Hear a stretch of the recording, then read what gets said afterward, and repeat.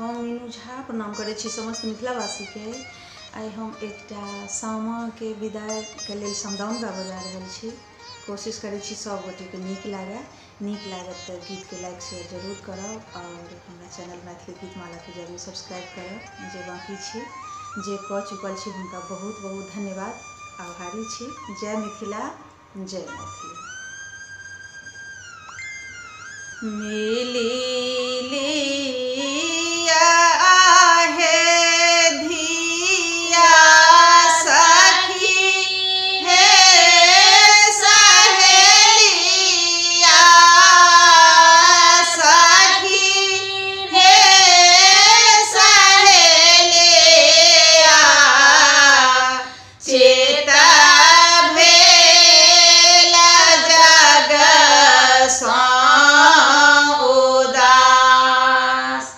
चे